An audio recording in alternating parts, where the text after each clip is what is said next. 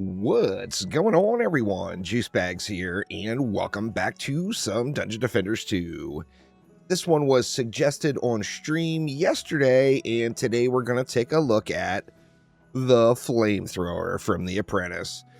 First things first, The Apprentice has got one of the best looking skin setups in the game, matching perfectly with the new Malachi staff, so I mean, The Apprentice just deserves a little bit of time. Now, we're going to be working on the flamethrowers. Flamethrowers are short range, but can be incredibly powerful on the few maps that they're actually good at. Now, one thing to remember about the flamethrower is it is 360 degrees, so it doesn't reflect that other than all the arrows pointing everywhere, but say we put a flamethrower right here, it is going to turn around and hit the target. So it is 360 degree targeting. Now, where can we take advantage of that? Now, without a doubt, one of the best maps to take advantage of the flamethrower in my personal opinion, has just got to be Unholy Catacombs. You can turtle build it and make the flamethrowers really scream in that environment. Let's jump on in and get it going. And here we go. Now, I am going to be bringing along this relic with defense rate, anti-melee, and anti-chaos. And we're using a triple stacker. We're using Destruction, Mass Destruction, and Empowered Flame. Now, I'm a big fan of using Range Pylon on my defenses wherever I have Destructive Pylon, and I'm a big fan of using Diffusion on buff beams. Now, this means we don't need to add any range to the Flamethrower, as we're going to get to the range cap of it anyway. Now, let's go ahead and start things off as we normally would on this map with the old turtle, and we're going to slap down one boost aura right in the middle to handle all the things. Now, from there, we're going to go ahead and get our flamethrowers going. We're going to put 3 of them in each lane. Now, it's just kind of habit to face them, but of course, 360 degrees, you don't need to face them. Now, what is the benefit we get on this map? Well, if we put everything in super close, then all 9 flamethrowers are going to hit every lane. So if there's a pack on, say, this lane where I'm standing, all 9 flamethrowers are going to reach over here and wreck all the faces. If there's a pack over there, well, all 9 flamethrowers are going to reach over and, once again, wreck all the faces. Let's get some Destructive Pylon going. We're going to go Frost Strikes on that side and a Water Aura on this side just for our Destructive Pylon needs.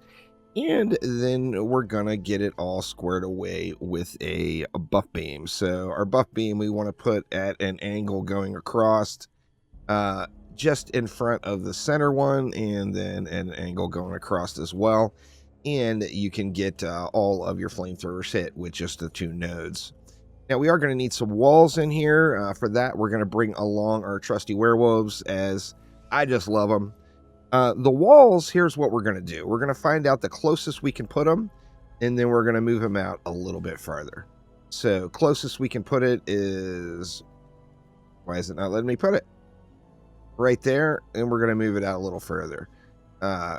Closest we can put it is right there. Let's move it out a little further. We're still well in our range of our boost aura, and that gives enemies a little room to cleave. So we don't have to worry about enemies smacking on our werewolf and hitting our flamethrowers back behind. So you got to give them just a little bit of space.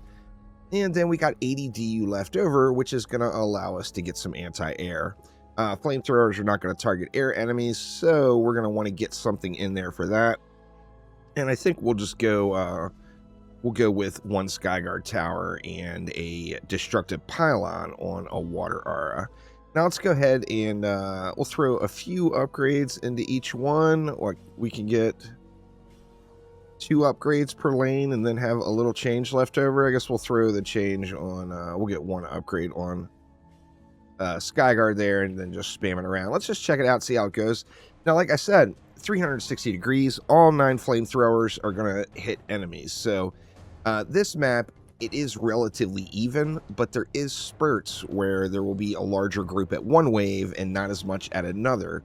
And we're going to see all 9 flamethrowers in action when we do get those situations. So they are going to wreck it. Now, with that in mind, there's also 3 different range levels on the Flamethrower, so they will engage at different times and ideally target different enemies while just roasting the entire pack. Now, you see there is a good bit of power, so I don't expect much to make it to the walls, particularly in Wave 1, except the Chieftain. Here comes our first Chieftain now, and we see all of those Flamethrowers just going ham, absolutely wrecking it. The Chieftain, of course, nothing is hitting the Chieftain from range except that Frost Strike aura. So we are going to have to go through the full cycle of the Chieftain's invulnerability and heal right at our wall. However, we do have that water aura down for Destructive Pylon, which I also have anti-heal on, and that is helping us out a little in that regard. The anti-heal is completely unnecessary. Your walls can and will just tank it out. But yeah, 360 degrees, they get the full roast going all the way around, and they do a pretty good job. Now, the issue is they're capped at 3,000 range units. You see the attack range is 3,000 max. So even with that range pylon, the diffusion on the buff beam, we're at the range cap, but it's still just not a whole lot of range. And that is one of the main things that holds the Flamethrower back. Now, on the same note, it is AoE blasting through an entire lane. So if it had, say, 5,000 range units, it would be completely busted. So although it is very, very situational, it is very, very usable in that situation where you can put it. So the best bet is areas with line of sight where the enemies all have to kind of go together into one tight formation. And areas, of course, where you can put them up in front of a lane and where you can protect them and don't have to worry about them getting blown up. Looks like I lost my Skyguard here. Let me grab a little juice here and we'll get our Skyguard back down.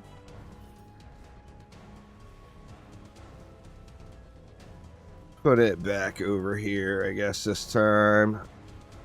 We're going to have to manually kill these flyers. The flyers do aggro to the wall, so you get a little bit of time there if you do have an emergency like that. But yeah, there we go. Flamethrowers in full glory. Now, the Flame Burst Tower is very, very effective as well. That one, of course, has the big range. However, it's just one that's not super popular. You don't see a lot of people using it. And it's not a bad defense. And it's very, very usable in Chaos 10 content. You won't see it being used, I don't believe, in like high onslaught or high survival waves. But very, very effective defense for Chaos 10 and able to get the job done. So let's jump on forward to wave number 5 and see what this looks like in its full glory with the entire wave 5 schedule of enemies. And here we go into wave number 5. So throughout, I just kind of spammed upgrades. Not really even, although they probably should be even. I just kind of spammed them around. With all 9 flamethrowers having the ability to hit all the targets, I didn't really prioritize what got upgraded first. Now, this is definitely not an AFK build, so you're going to want to contribute. You just have to choose how you contribute. Do you want to play a DPS character and help out? Do you want to play a booster? Of course, since this is a turtle build with everything in one place, tower boosting is a very, very viable strategy. The Initiate, of course, can just, make these just do absurd things. Take a look at a Flamethrower. 3.4 million tooltip DPS right there. Let's go ahead and give it a talisman and look at the same one. Yeah, 7.3 million tooltip DPS now. So definitely a huge power spike if you do decide to play a boost build. I'm surprised boost builds are not more popular because they're super popular in DD1. They were super popular in DDA. I'm not sure why boost builds are not more popular in DD2, but we do have some very, very viable tower boosters. The Initiate, of course, being the best, the Lavamancer number 2, and then the Countess bringing up the rear is the third best. Now, the Countess, of course, that boost is a hero boost as well, so you get the double whammy. So we do have a siege roller on this one. Of course, this is not siege roller friendly, so we're going to want to go ahead and take that guy out. Let's see if we can't hunt him down here. All right, siege roller almost down. A little premature on leaving the siege roller, but yeah, I mean, pretty smooth sailing. I do enjoy the boost life. I do very much enjoy just chillaxing, letting your towers do the work and boosting things out. So a build like this, I personally am going to play on my initiate quite a bit, just to get the boostage going out there. But yeah, flamethrowers, very, very situational, no doubt, but very, very viable for a 40 DU AoE defense. It is able to bring some pain, so there's no doubt there. Flamethrowers can get it done for you on a few different maps if you want to use them. Now, the Flame Burst Tower, of course, is a little more user-friendly with the range and everything that you get on that one. So that one is a lot more versatile and can be used in a lot more places. But, you know, sometimes you just want to scorch things up with a flamethrower. And the Apprentice can get that job done for you, without a doubt. Let's see if we get a nice shot of all 9 attacking the same pack. We got, well, I mean, there we go. All 9 of them is on that chieftain right there. And, you know, as you can imagine, 9 flamethrowers. You know, now this is a very special situation we have on this map. But, I mean, 9 flamethrowers is going to just wreck, right? It's 9 flamethrowers, for God's sakes. It's going to tear things up. So, like in this situation, here we go. The lane is coming this way. We got all 9 flamethrowers just completely turning that entire lane into a blast furnace. And nothing is going to be able to survive that. Now, since we don't have any range, of course, we have to deal with the hex throwers.